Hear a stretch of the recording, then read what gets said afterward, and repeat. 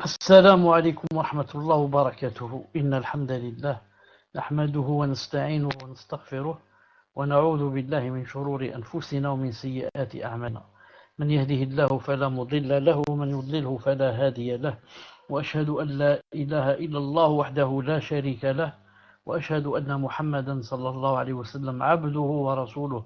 يا أيها الذين آمنوا اتقوا الله حق تقاته ولا تموتن إلا وأنتم مسلمون. يا أيها الناس اتقوا ربكم الذي خلقكم من نفس واحدة وخلق منها زوجها وبث منهما رجالا كثيرا ونساء، واتقوا الله الذي تساءلون به والأرحام إن الله كان عليكم رقيبا. يا أيها الذين آمنوا اتقوا الله وقولوا قولا سديدا يصلح لكم أعمالكم ويغفر لكم، ومن يطع الله ورسوله فقد فاز فوزا عظيما.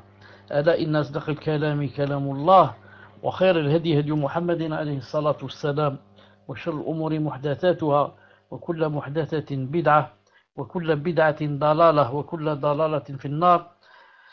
حياكم الله en cette soirée du lundi 26 Jumada al-Oula 1439 de l'Hégire, correspondant au 12 février 2018. Donc c'est le cours numéro 15 du livre de Cheikh Ibn Uthaymin, Sharh Aqidati Ahli Sunnati wal Jama'a. Et nous sommes bien sûr en train de parler et d'expliquer les attributs d'Allah subhanahu wa ta'ala. Et on a vu jusqu'à présent certains attributs comme l'établissement d'Allah Azza wa Jalla sur son trône, ses deux mains, ses deux yeux. Qu'est-ce qu'on a vu encore? On a vu la parole d'Allah subhanahu wa ta'ala, qu'il parlait, qu'il avait les plus bons noms. Aujourd'hui, Inch'Allah ta'ala, on va, Cheikh va montrer avec les dalil, le dogme de Al-Sunnah wal Jama'a par rapport à la vision d'Allah subhanahu wa ta'ala, et que les croyants, verront Allah Azza wa Jalla, le jour de la résurrection, et quand ils seront au paradis. Donc il a dit la croyance d'Allah, la croyance qu'Allah le Très-Haut ne peut être bas monde. On va voir pourquoi. Et que les croyants verront leur Seigneur le jour de la résurrection. Le jour de la résurrection. Il a dit nu'minu bi anna Allah tabaraka wa ta'ala. Il a cité le verset لا تدركه الأبصار وهو يدرك الأبصار وهو السميع البصير وهو السميع العليم عفوا. Nous croyons qu'Allah le Très-Haut, ensuite le verset, que les regards, c'est-à-dire la traduction, que les regards ne peuvent l'atteindre, cependant qu'il saisit tous les regards, et il est le doux, le parfaitement connaisseur. طيب. Donc ونؤمن بأن المؤمنين يرون ربهم يوم القيامة. ونؤمن بأن المؤمنين يرون ربهم يوم القيامة. Ensuite le verset وجوه يومئذ ناظرة إلى ربها ناظرة. وجوه يومئذ ناظرة إلى ربها ناظرة. C'est-à-dire, nous croyons que les croyants verront leur Seigneur le jour de la résurrection. Ensuite, le verset, ce jour-là, il y aura des visages resplendissants.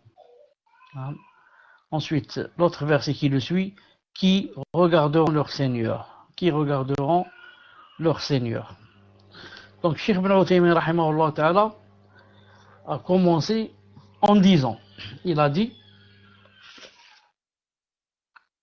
on va voir là où on va commencer.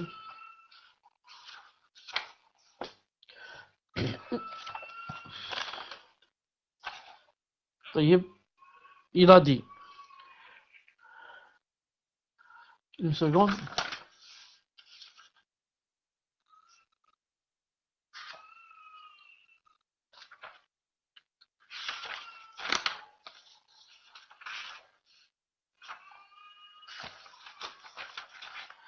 Il a dit Hatan ayatan, il a dit ces deux versets, Naam, ces deux versets qu'on vient de citer maintenant, il a dit, Naam, هاتان آيتان تدلان على صفة واحدة وهي أن الله تعالى يرى فمتى يرى. Il a dit les deux versets qu'on vient de citer, Naam, affirment يعني, le même attribut. Naam, affirment le même attribut que, c'est-à-dire, à savoir que Allah Azza wa Jal يعني sera vu, أن Allah Ta'ala yura, que Allah Subhanahu wa Ta'ala sera vu. Il a dit فمتى يرى, mais quand est-ce qu'il sera vu, quand est-ce que أيرى في الدنيا أم في الآخرة, est-ce que Allah Azza wa Jal يعني on le verra dans ce bas monde ou bien on le verra dans l'au-delà. أما في الدنيا فلا يرى يقظة أبدا. Quant à dans ce bas monde, jamais, au grand jamais, Allah Ta'ala ne sera vu يعني comme ça, yaqadatan, c'est-à-dire en étant éveillé. Nous en étant éveillés, comme ça, il a dit jamais, au grand jamais, que Allah Azza wa Jal sera vu. On va voir pourquoi il a dit éveillé. On va voir pourquoi. لأن بني آدم لا يحتملون النظر إلى الله عز وجل. Car les êtres humains ne peuvent supporter le fait de regarder Allah subhanahu wa ta'ala et de le voir. C'est-à-dire ils ne peuvent le supporter. Pourquoi? لأن أبدانهم ضعيفة لا تحتمل. Parce que leurs corps sont faibles et ils ne peuvent supporter. Leurs corps sont faibles et ils ne peuvent supporter. J'ai dit une fois, si vous vous rappelez, que une des créatures d'Allah Azza wa Jal, qui est le soleil, seulement ce soleil, personne ne peut le regarder comme ça, en restant les yeux fixés sur le soleil pendant 5 minutes par exemple. Il ne pourra pas. Et le soleil, il est combien loin? Des millions de kilomètres, je crois, ou des milliers ou des milliards, je ne sais pas. Là, le soleil qui est créé, une créature. Qu'en est-il celui qui a créé le soleil? Comment quelqu'un peut le regarder avec nos yeux qui sont très faibles et dont leur vue est vraiment limitée. On ne peut pas voir la nuit, on ne peut pas voir très loin, on ne peut pas bien discerner les couleurs et comme ça.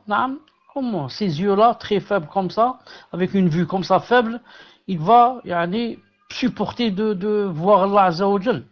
C'est pas possible. C'est pour ça que, comme on va le voir tout à l'heure, quand Allah Ta'ala décide qu'ils peuvent le voir, il va les doter. Il va les doter d'une force, une grande force qui leur permettra de le voir. Il a dit وَلِهَذَا, et c'est pour ça, c'est-à-dire puisque les yeux ne peuvent pas supporter de le voir, وَلِهَذَا قَالَ مُوسَى عَلَيْهِ السَّلَامُ, c'est pour ça que Moussa alayhi salam a dit رَبِّي أَرِنِي أَنظُرْ إِلَيْكَ, رَبِّي أَرِنِي أَنظُرْ إِلَيْكَ, رَبِّي الأعراف. ولما جاء موسى لميقاتنا وكلمه ربه قال ربي أرني أنظر إليك. C'est-à-dire, et lorsque Moussa vint à notre rendez-vous et que son Seigneur lui parlait, il dit: oh mon Seigneur, montre-toi à moi pour que je te voie. Quand quelqu'un aime quelqu'un, donc ça lui donne une grande joie qu'il parle avec lui. Moi, si j'aime mon père par exemple, surtout si l'étape sort là, ensuite l'occasion vient pour que je parle avec lui, ça me donne une grande joie, mais plus grande encore la joie serait si je le vois. Ça fait longtemps que je ne l'ai pas vu. Je parle de mon père. Qu'en est-il maintenant si je n'ai jamais vu mon père ou ma mère? Jamais de la vie. Et maintenant je leur parle par téléphone, peut-être pour la première fois. Ensuite, qu'est-ce que je dois ressentir par rapport à le fait de vouloir les voir? Moussa alayhi salam, Allah Ta'ala lui a permis qu'il lui parle. Il a entendu comme ça en train de parler, subhanallah al-azim. Donc, il a senti dans son cœur maintenant qu'il voulait le voir. C'est pour ça qu'il a demandé à Allah Azza wa Jal: oh mon Seigneur, montre-toi à moi pour que je te voie. montre-toi à moi pour que je te vois. Rabbi arini anzur ilayk. En fait, la traduction en arabe, c'est pas montre-toi à moi. En arabe, arini, montre-moi, naam, comment je te vois. C'est-à-dire, je voudrais te voir, naam, arini, kifa, yani arini anzur ilayk. Naam. C'est pour ça que, lorsqu'il a demandé cette chose, naam, Cheikh Ibn Uthaymin a dit, لأجل أن يعلم موسى أنه لا يمكن non, عفوا الله تعالى lui a répondu, lui a dit لن تراني ولكن انظر إلى الجبل فإن استقر مكانه فسوف تراني. Lorsqu'il a demandé à Allah subhanahu wa ta'ala qu'il lui montre comment le voir, Allah ta'ala lui a répondu قال لن تراني ولكن انظر إلى الجبل فإن استقر مكانه فسوف تراني. Tu ne me verras pas, mais regarde le mont, s'il tient à sa place, alors tu me verras. Regarde le mont, s'il tient à sa place, alors tu me verras. Et bien sûr, ceux qui disent que Allah Ta'ala ne peut être vu, ni dans ce bas monde, ni dans l'au-delà, comme les et les Khawarij. Ce sont les Mu'tazila et les Khawarij parmi les sectes des musulmans qui disent que Allah Ta'ala ne peut être vu, ni dans ce bas monde, ni dans l'au-delà. Ils citent ce verset. Ils disent, Moussa a demandé à voir Allah Ta'ala lui a dit, tu ne me verras pas. Donc, tu ne me verras pas, ça veut dire que Allah Ta'ala ne peut être vu. Et ceux-là ont répondu que Allah Ta'ala a dit, tu ne me verras pas, mais n'a pas dit, tu ne me verras jamais. Il y a une différence. Tu ne verras pas maintenant, quand tu as demandé ça. Mais il n'a pas dit, tu ne verras jamais, au grand jamais. Ils ont dit donc, c'est une preuve contre vous.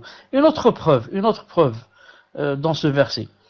Car comme dit Cheikh l'Islam, une règle qui me plaît beaucoup.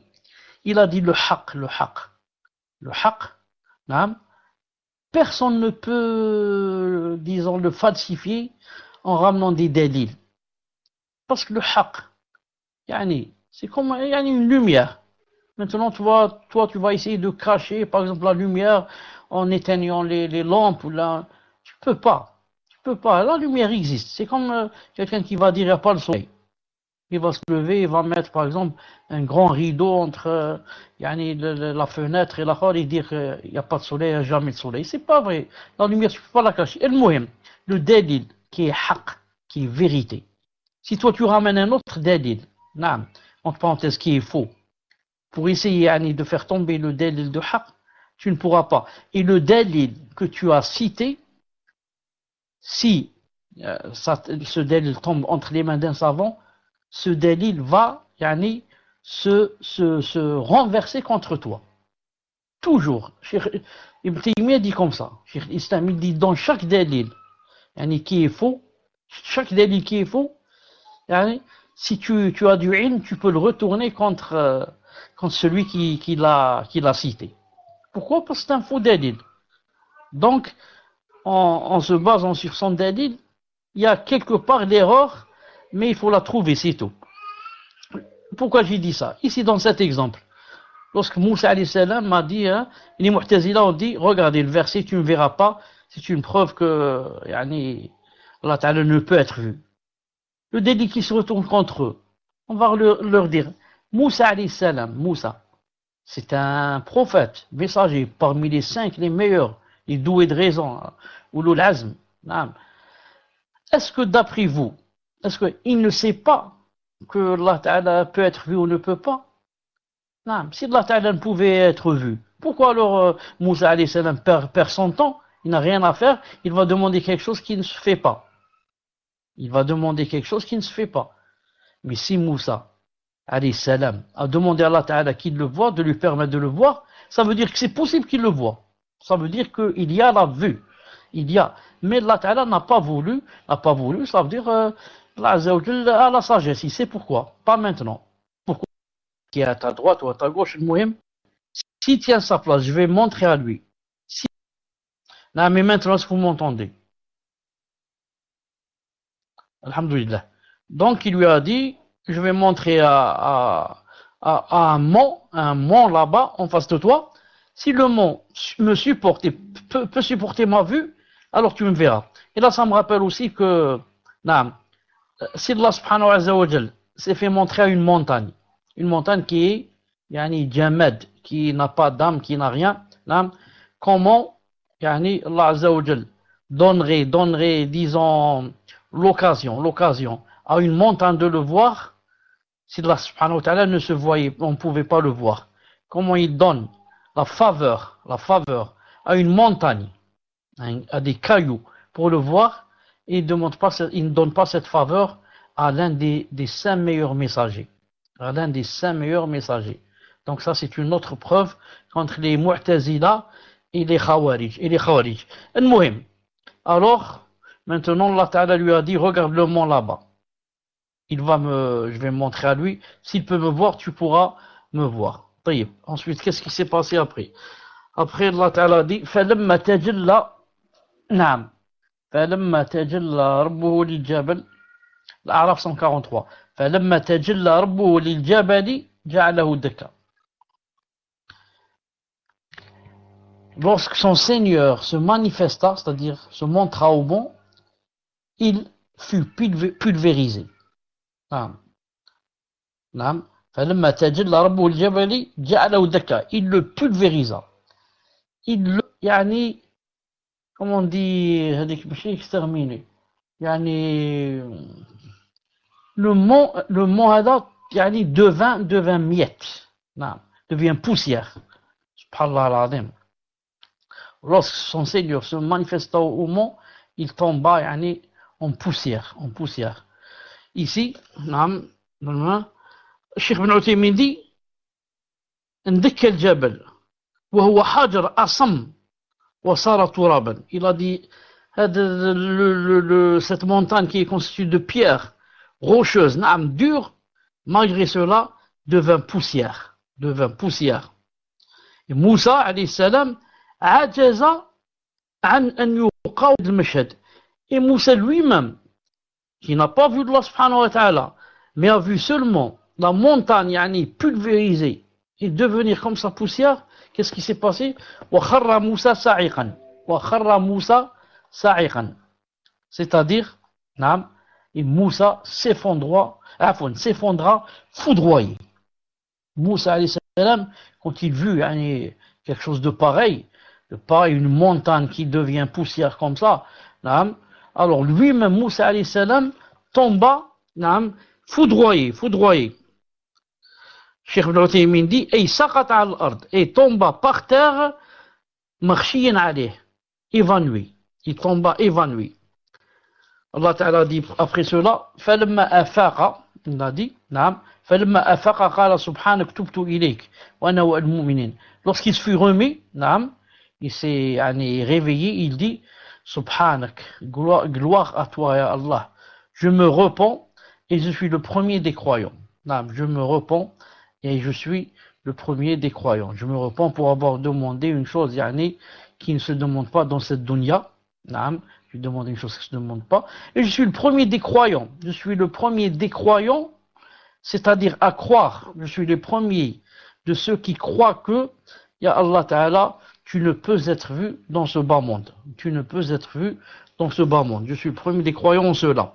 بهذا عرفنا أنه لا يمكن أن يرى أحد ربه في الدنيا لعدم احتمال ذلك. De cela, dit Cheikh Ibn Uthaymin, on a su que personne ne pouvait voir Allah subhanahu wa ta'ala dans ce bas monde. لعدم احتماله ذلك. Pourquoi? C'est quoi la cause? Car il ne peut supporter cela. Car il n'a pas les moyens, comme j'ai dit tout à l'heure, il n'y a pas les moyens physiques. Il ne peut supporter cela. Ni les moyens physiques, ni les yeux ne peuvent supporter, ni le cœur. Le cœur, même notre cœur, il a des limites. Il ne peut pas supporter certaines choses qu'il dépasse.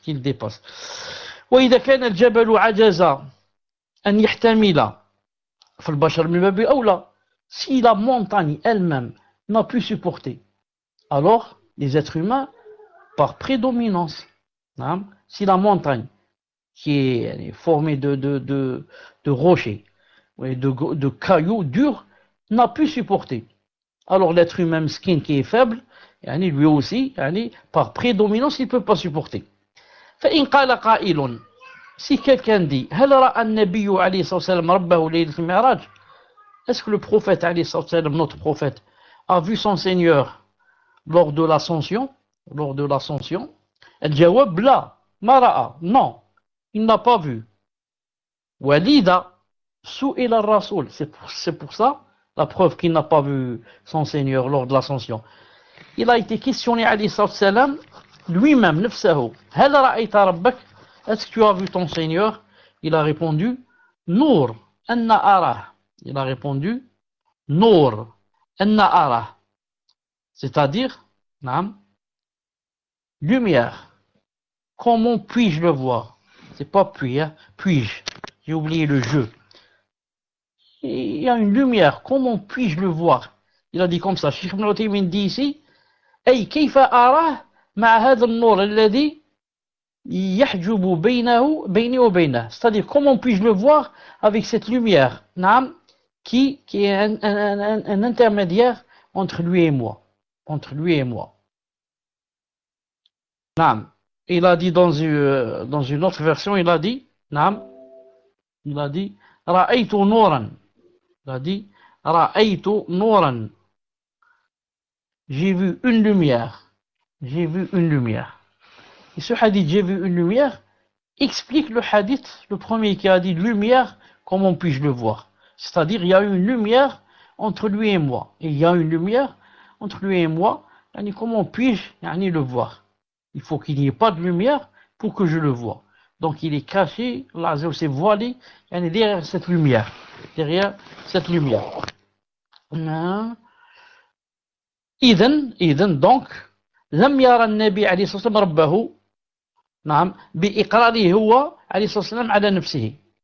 Donc le prophète عليه الصلاة والسلام n'a pas vu son Seigneur lors de l'ascension. Il a dit par la preuve donnée par lui-même. C'est lui-même qui a reconnu ne pas l'avoir vu, sallallahu alayhi wa sallam. C'est lui-même qui a reconnu. Comme dans ce hadith qu'on vient de voir, j'ai vu une lumière, et lumière, comment puis-je le voir?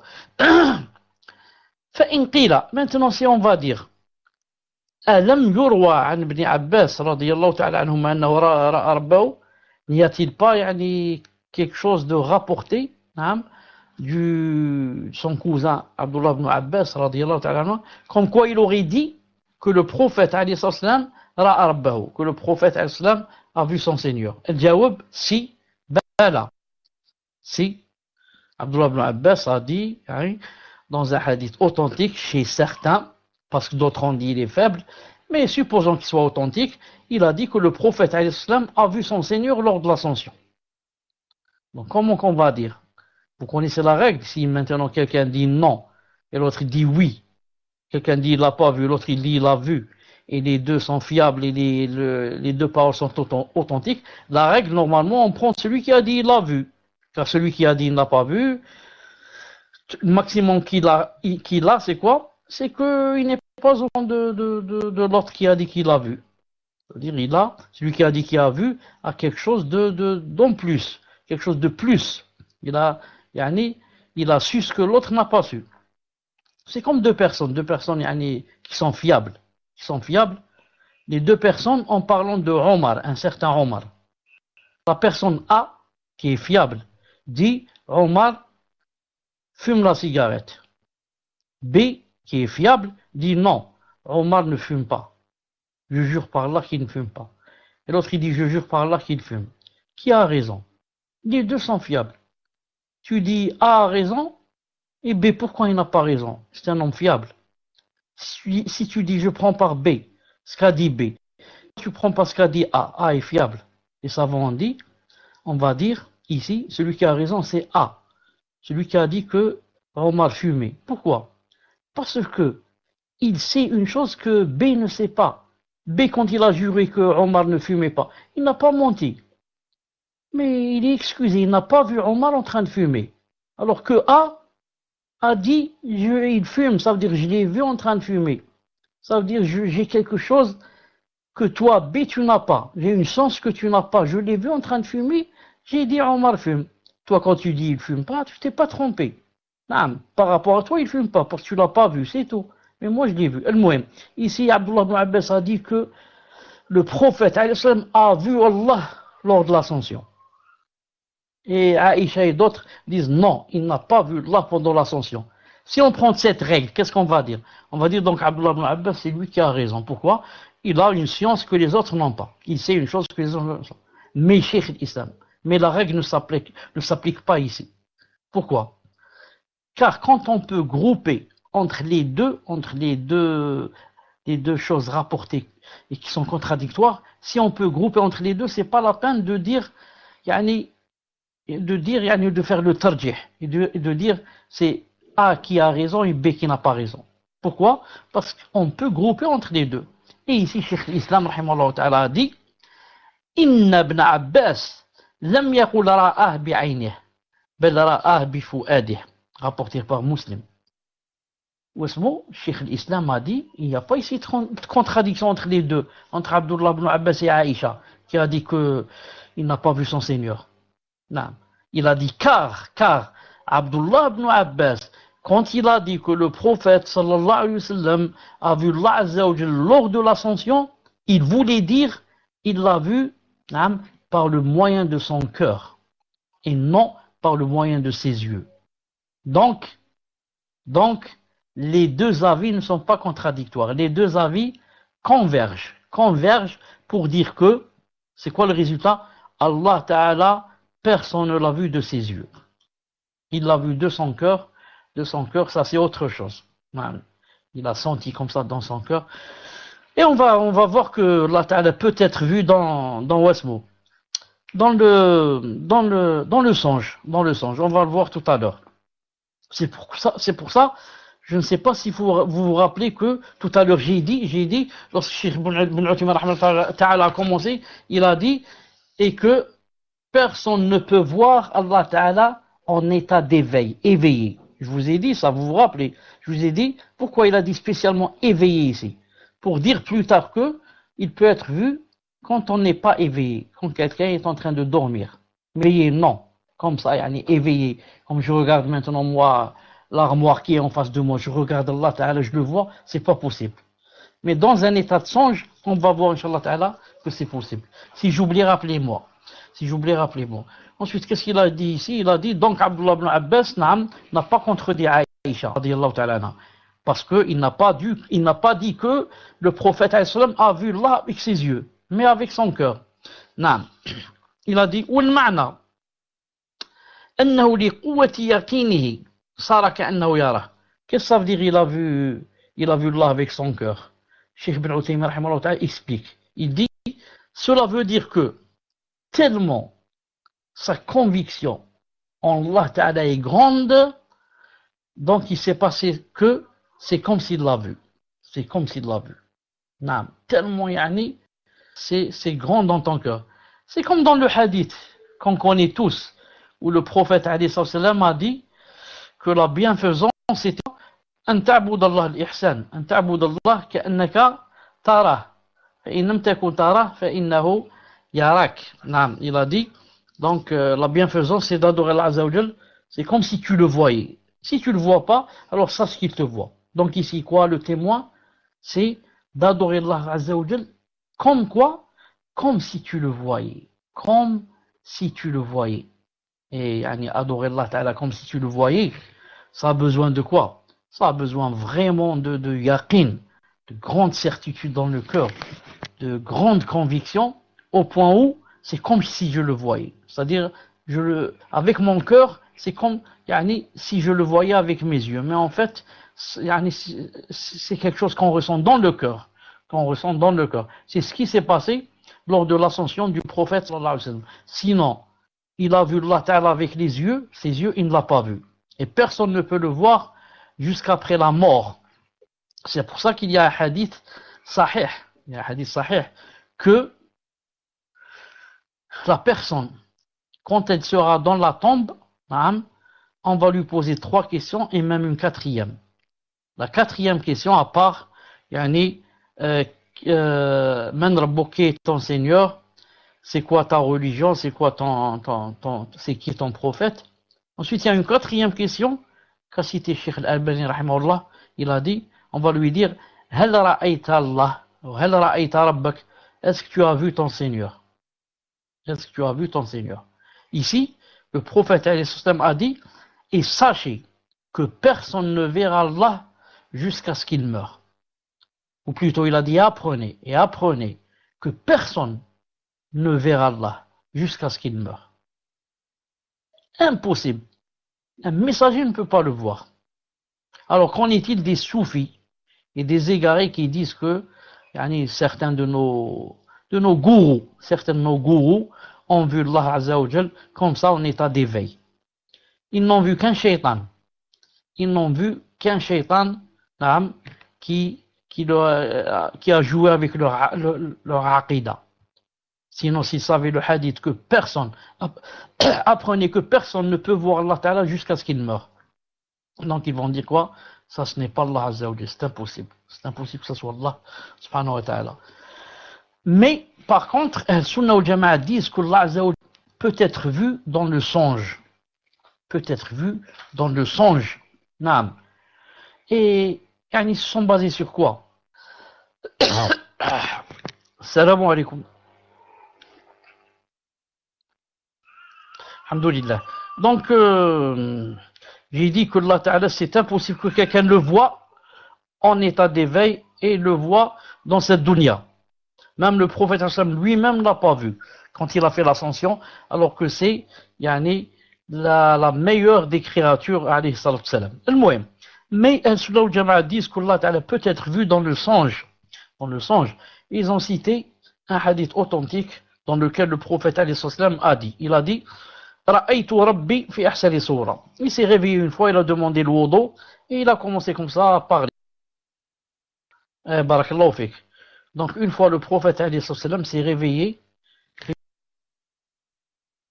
Donc je disais que le prophète alayhi salam s'est réveillé une fois et il a dit Naam, j'ai certes des difficultés pour prendre le micro.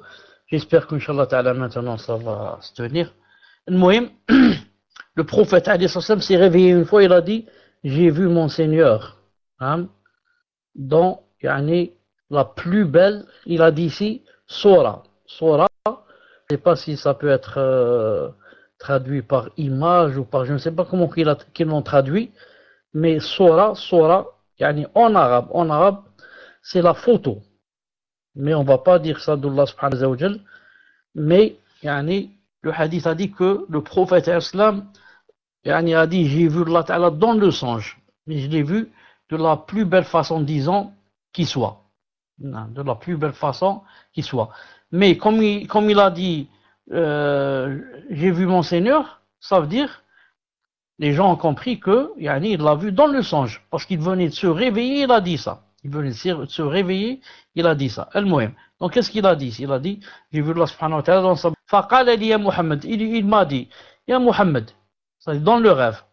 Qultu labbayka ya Rabbi wa sa'adik. Naam ya Allah subhanahu wa ta'ala. Il a dit, je suis présent entre vos mains. Qala hal tadri. Donc Allah ta'ala lui a dit, est-ce que tu sais? Hal tadri fima yakhtasimu al-mala'u al-'ala. Est-ce que tu sais pourquoi les anges sont en train de se disputer? Bien sûr, le témoin du cours, c'est le début. Ra'aytu Rabbi fi ahsani sura. J'ai vu Allah subhanahu wa ta'ala. C'est-à-dire dans le songe. Donc, c'est ça le madhab de Al-Sunnah que sont basés sur ce hadith pour dire que Allah ta'ala se voit dans le songe. Il lui a dit, est-ce que tu sais pourquoi les anges sont en train de se disputer? Qultu la a'lam. Il a dit, je ne sais pas. Fawada'a, alors Allah ta'ala a mis, fawada'a yadahu, sa main, pour ceux qui disent que Allah Ta'ala n'a pas de main, pour les Ash'arites et les autres. Donc, allez falsifier ce hadith et allez l'interpréter et dire qu'est-ce que vous allez dire ici, car le hadith a dit que Allah Ta'ala, il a dit, فَوَضَعَ يَدَهُ بَيْنَ كَتِفَيْهِ. Il a dit, il a mis sa main entre mes épaules. Qu'est-ce qu'il a mis? Il a mis sa puissance. Il a mis sa ni'ma. Qu'est-ce qu'il a mis entre ses mains, entre ses épaules? Donc, c'est sa main, il n'y a pas autre chose.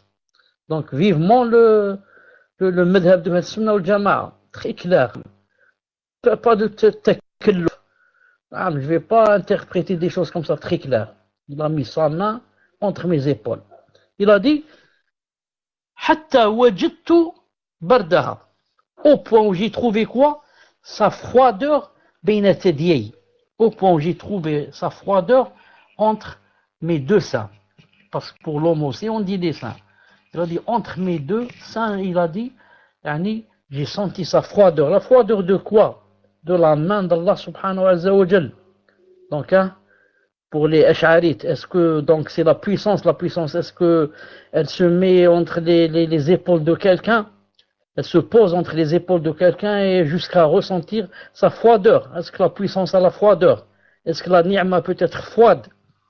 Donc, yani, sauf quelqu'un qui est aveugle, qui veut pas, ou alors qui fait l'aveugle, qui veut pas voir, celui-là on peut rien faire pour lui. Donc j'ai senti sa froideur entre mes seins. Waqala, qu'est-ce qu'il a dit sur Waqala? Ou qala fi nahri. Dans une autre version, il a dit, yani, là, yani, au plus bas de mon cou. C'est là que j'ai senti la froideur. Fa'alimtu ma fi samawati ma fi al-ard. Alors j'ai su ce qu'il y avait ce qu'il y avait dans les cieux et dans la terre. Dans une autre version, ou bien qal ma bin al-mashriq wal maghrib, ou bien j'ai su ce qu'il y a entre, yani, le levant et entre le couchant. Entre le mashriq et entre le maghrib. Ça c'est quand? C'est quand Allah Ta'ala a mis sa main entre ses épaules. قال يا محمد هل تدري يا محمد تدري فيما يختص الملأ الأعلى. قلت, il lui a reposé la question, est-ce que tu sais pourquoi les anges se disputent? قلت نعم, j'ai répondu oui. Maintenant je sais, نعم. Pourquoi? Parce que la réponse est venue à cause de, yani, que Allah Ta'ala a main entre ses épaules. Alayhi salam. Il a dit donc, قلت نعم في الدرجات, نعم, الكفارات والكفارات, نعم. Donc ils sont en train de se disputer à cause des, yani, disons des hauts statuts, نعم, darajat والكفارات, et les choses qui expient, yani, les dhunub et les péchés. طيب في الدرجات الكفارات والمقدمة من الجماعات. Ensuite il a commencé à expliquer. نعم. Il a dit le kafarat. نعم. Le kafarat, c'est quoi? نشوف une seconde.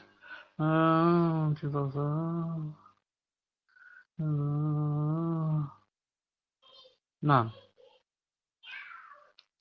Donc dans ce hadith, peut-être quand je l'ai copié-collé, yani, peut-être il y a eu un petit mélange, mais dans le hadith authentique, quand il lui a dit comme ça, il a commencé à expliquer c'est quoi darajat et c'est quoi le kafarat, et c'est quoi le kafarat, comment on atteint au statut et comment, yani, c'est, yani, on expie les péchés. Attendez, je vais voir maintenant par quoi il a commencé.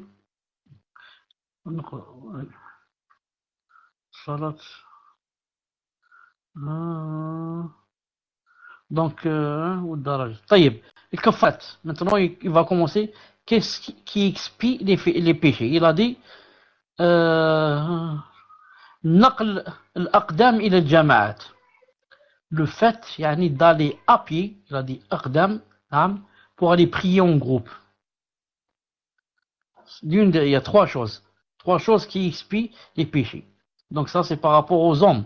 Donc, ceux qui vont à pied, pour prier, yani, en groupe, c'est-à-dire aller aux mosquées. Ensuite, la deuxième chose, c'est pour hommes et femmes. C'est quoi qui expie les péchés? إسباغ الوضوء على السبيلات, في رواية على الكارهات, في رواية على المكاره. يعني faire l'wudu, faire les ablutions, يعني pendant, disons, les étapes ou les moments ou bien les conditions, où, yani, c'est, yani, on n'a pas envie, on ressent, yani, plus ou moins de difficultés, ou bien parce qu'il fait froid, ou bien parce qu'on a envie de dormir, ou bien, et c'est le moment de prier. Et donc, je me lève et je vais faire le wudu. Pas tout le monde, quand il va faire le wudu, il va sentir le grand plaisir de le faire. Des fois, yani, il y a quelque chose dans le cœur, mais là, je vais faire le wudu. Là, ça expie les péchés. Pourquoi? À cause des efforts que tu fais, le djihad que tu fais. Tu vas jeter la couverture, tu t'es levé. Ce n'est pas interdit, bien sûr, s'il fait froid de chauffer l'eau. De chauffer l'eau, c'est pas interdit. Mais des fois, par exemple, il n'y a pas. Il n'y a pas de chauffage, ou il n'y a pas de gaz, ou il n'y a pas comment le chauffer. Par exemple, il fait froid. Donc là, tu vas quand même, c'est obligé, tu vas faire le wudu. Donc tu le fais à al-karihat, à al-makarih. Alors que dans ton cœur, yani, ton cœur fuit de cela. Mais tu le fais quand même. Là, ça explique quoi? Les dounoub. Bien sûr, maintenant, s'il fait un froid intense, au point où je ne peux pas faire le wudu avec l'eau froide, dans ce cas, bien sûr, c'est permis de faire le tayammum. Je parle, yani, en général, quand il ne fait pas très froid. Sinon, si quelqu'un est en Sibérie, ou bien l'eau, yani, si jamais il va utiliser l'eau, yani, il va se glacer lui, ou bien il va tomber malade, non, il passe au tayammum. Mais je parle comme ça en général, quand il fait yani, 5, 6, 7, comme ça, yani, pas vraiment très froid, il n'y a pas de moyen, donc je dois faire le wudu. Ça, c'est la première des choses qui expie les péchés. La deuxième des choses, la première, c'est d'aller à pied au quoi? Au mosquée. La deuxième, c'est le wudu, yani, alors que yani, on ressent hein, comme ça des choses dans le cœur. Yani, la troisième, وانتظار الصلاة يعني بعد الصلاة. Quelqu'un a prié et alhamdoulilah, qu'est-ce qu'il fait? Il reste encore à attendre yani, l'autre prière qui va venir.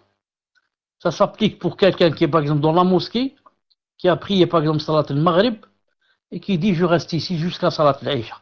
Il se dit dans le cœur. Pourquoi tu restes? À cause de ce hadith qui a dit que quelqu'un qui prie et quand même attend l'autre prière. Pour la femme, par exemple, qui ne va pas à la mosquée, hein, ça s'applique, yani, par exemple, prier, mais dans le cœur, mon cœur est toujours attaché avec l'autre salat qui va venir. Donc elle a toujours son cœur, yani, elle prie et son cœur est en train d'attendre l'autre salat qui va venir. Ça veut dire très soucieuse pour prier, yani, la prière en son temps. Car il y a des gens, des hommes et des femmes, qui viennent le soir et groupent les salats. Ils viennent le soir, et ils commencent à prier, peut-être subh non, peut-être subh, ils vont le prier avant de sortir, mais il va prier le soir, Allah, Asr, Maghrib et Isha. Quand tu vas lui dire pourquoi, il te dit, je peux pas, je travaille, donc Allah Ghalib, qu'est-ce que tu veux que je fasse? Alors que les personnes dont on est en train de parler maintenant, ils prient à l'heure et attendent l'autre prière, pressés quand est-ce que c'est le moment pour que je prie. وَمَنْ حَافَظَ عَلَيْهِنَّ, écoutez bien, celui qui, yani, حافظ على ce que je viens de dire maintenant, من حافظ عليهن, ou bien par rapport aux salawat, ça veut dire, yani, حافظ عليهن, ça veut dire il ne les rate pas, il ne rate pas, ou bien ce qu'on vient de citer des trois, ou bien il parle des salawats spécialement. Qu'est-ce qui va se passer? Asha bi khair wa mata bi khair. Il vivra, dans le bien, vivra, masha'Allah. Il mourra, masha'Allah. Subhanallah al-azim. Il vivra heureux, mourra heureux. Vivra, yani, bi khair, dans le khair, et mourra dans le, pour mourir dans le khair, mourir bi khair. Ça veut dire que Allah Ta'ala est ravi de toi quand tu vas mourir. Ça veut dire que les anges vont dire, yani, abshir kada wa kada. Tout cela pourquoi? Qu'est-ce qu'il a fait? Seulement, yani, prier à l'heure, aller aux mosquées, et yani, faire le wudu, même si c'est plus ou moins difficile de le faire. Des choses très simples, ça, mais vivra bi khair et mourra bi khair.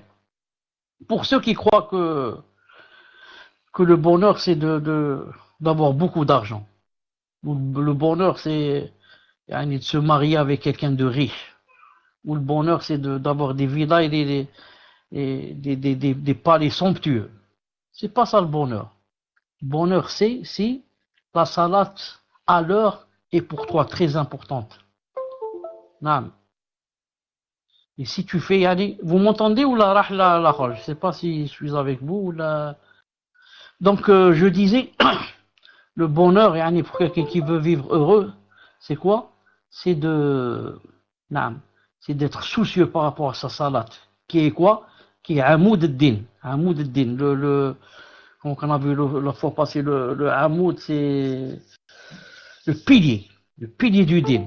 Naam. Et ce qui a rapport avec la salat, c'est-à-dire comme aller à la mosquée par rapport aux hommes et aussi par rapport aux hommes et femmes, c'est d'être soucieux pour prier à l'heure et de faire le wudu même quand c'est plus ou moins difficile. Si quelqu'un fait comme ça, Allah Ta'ala lui a promis qu'il vivra heureux, il mourra heureux. Alhamdulillah. Il a dit وَكَانَ مِنْ ذُنُوبِهِ كَيَوْمِ وَلَدَتْهُ أُمُّهُ. Et sera par rapport à ses péchés comme le jour où sa mère a accouché de lui. Quand la mère accouche du bébé, comment qu'il sort? Est-ce qu'il sort avec des péchés? Il sort avec aucun péché. Il sort avec aucun péché. Les savants ont dit, sauf les grands péchés ne s'effacent pas avec les trois choses qu'on vient de citer, sauf les grands péchés. Et sauf les péchés qui sont entre la personne et une personne. Mais tous les péchés qui sont entre nous et Allah subhanahu wa ta'ala et qui ne sont pas grands, ils vont être expiés par ces trois choses qu'on vient de citer. Ensuite, il lui a dit, ya Muhammad, il a répondu, ya Allah, labbayk wa sa'adik. Il a dit, fa'ida sallayta. Assalamu alaikum, vous m'entendez? Alhamdulillah. Donc on disait que le bébé, quand il sortait du ventre de sa mère, il sortait sans péché. La même chose pour la personne qui fait ces choses qu'on vient de citer dans ce hadith, sauf que les savants ont dit que ces choses qu'on vient de citer dans le hadith enlèvent tous les petits péchés, pas les grands. Pas les grands, ça a besoin du repentir sincère. Et ça n'enlève pas aussi les péchés qui sont entre les personnes. Si quelqu'un a volé quelqu'un, ça ne suffit pas de faire le repentir même s'il est sincère. Car il faut rendre la chose volée à la personne. Si on connaît la personne, bien sûr, et si on a toujours la chose qu'on a volée. Donc ce hadith cite que le prophète islam a vu Allah subhanahu wa ta'ala dans le rêve. Il l'a vu dans sa plus belle image. Moi je traduis par image, en arabe c'est sura. Je ne sais pas comment traduire ça exactement en français. On vient à notre hadith, il a dit, donc ça c'est quoi? C'est par rapport aux trois choses qui expient. Et avant cela, il avait dit darajat. Et darajat, c'est quoi? Comment atteindre le haut statut, les hauts statuts. Darajat, il va les citer ici. Il a dit, avant cela, il lui a dit, et n'oublie pas, après la prière, de dire, Ya Allah, je te demande d'être de ceux qui font le bien et ceux qui délaissent. Le munkarat, c'est les turpitudes et, disons, les péchés en général. Wa hubb al-masakin. Je te demande à Allah subhanahu wa ta'ala de me donner l'amour des pauvres. L'amour des masakin. Car quand Allah ta'ala te donne cette chose, la personne commence à être bienfaisante envers les pauvres. Et qu'est-ce qui va se passer? Il va se passer que son cœur va commencer à s'attendrir. Et il a dit, n'oublie pas de dire aussi, وَإِذَا أَرَدْتَ بِعِبَادِكَ فِتْنَةً فَاقْبِضْنِي إِلَيْكَ غَيْرَ مَفْتُونٍ. Ya Allah, si tu veux, tu as décrété que il va y avoir une épreuve, des fitna, parmi les serviteurs, alors prends-moi, c'est-à-dire ôte-moi la vie, je voudrais mourir, غَيْرَ مَفْتُونٍ, sans être éprouvé. C'est-à-dire avant que l'épreuve n'arrive. Car des fois, la personne est masha'Allah, ensuite il y a une épreuve qui va arriver, il peut devenir kafir ou l'ayadubda. Il peut arrêter la salat, il peut insulter Allah, il peut insulter l'islam. Allahu a'lam ce qui peut arriver dans les épreuves. Il y a épreuve et épreuve, que Allah Ta'ala nous préserve. Il a dit Allah Ta'ala, s'il y a des épreuves qui sont difficiles ou qui ne sont pas bien pour moi ou là, je voudrais que tu ôtes ma vie avant cela. Donc tout ça c'est quoi? Ça rentre dans les expiations. Maintenant reste darajat. Il a dit alors que les darajat, c'est quoi? Ce qui élève pour avoir les hauts statuts, il a dit ifsha ou salam. Le fait de dire salam alaikum quand on rencontre les gens, salam alaikum. Ifsha salam, ce n'est pas dire salam. Il y a une différence. Ifsha salam, c'est plus que dire salam. C'est yani, c'est faire de sorte que ça soit yani, beaucoup. Beaucoup. Ifsha salam. Ce n'est pas seulement yani, dire salam. Ifsha salam, c'est yani, le dire beaucoup. Le dire beaucoup. Je sais pas s'il y a propager. Voilà, propager salam. Barakallahu fik. Ifsha salam. Yani, le dire aux grands, aux petits, aux pauvres, aux riches, yani, dans la rue, là où je suis. Dès que je vois quelqu'un, salam alaikum, salam, ifsha salam. Non. Ça donne les hauts statuts. La deuxième chose, it'am ta'am. Faire nourrir yani, les pauvres, faire nourrir les gens. Des fois, même si c'est pas un pauvre, ma'alish. Un ami, par exemple, je l'invite à manger dans la niya que c'est fils abillah. Même un riche, quand on l'invite à manger, ça lui fait plaisir, n'est-ce pas? C'est pas seulement le pauvre qui ça lui fait plaisir. Mais le pauvre, on n'a plus besoin, bien sûr. C'est pour ça que des fois, il y a des choses qui sont étonnantes. Si vous avez remarqué, est-ce que vous avez remarqué que les riches invitent toujours les riches? Et c'est rare qu'ils invitent yani, quelqu'un de pauvre, normalement.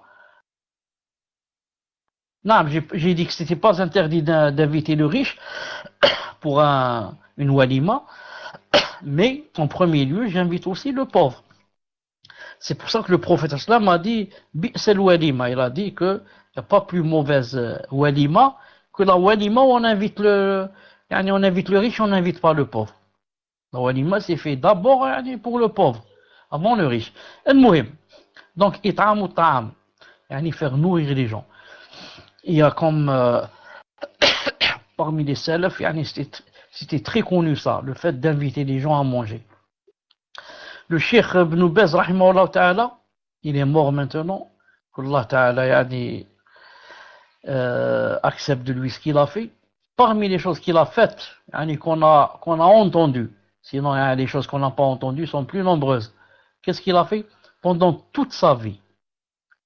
Ou disons peut-être depuis qu'il a commencé à travailler, comme avoir la fonction de mufti. Il n'a jamais arrêté, même pas un seul jour, de nourrir les pauvres, de nourrir les gens en général. Dans sa maison, il a comme un salon comme ça, spécialement pour les invités. Chaque jour, 7 jours sur 7 par semaine, pendant des années jusqu'à ce qu'il soit mort. Tu vas chez lui, tu trouves le salon ouvert, et celui qui travaille là-bas, celui qui fait manger, celui qui s'en occupe, il te donne, même si Cheikh Ben Baz rahimahullah est absent. Il n'est pas là, il est en voyage, il est malade, il est chez sa tante. Al-Muhim, dans la maison, tu vas, tu manges, tu bois et tu te lèves. Pendant des années jusqu'à ce qu'il soit mort. 20 ou 30 ans ou 40 ans, il a fait ça. Subhanallah al-Azim. Chaque jour. Imaginez donc combien qu'il a fait manger de gens.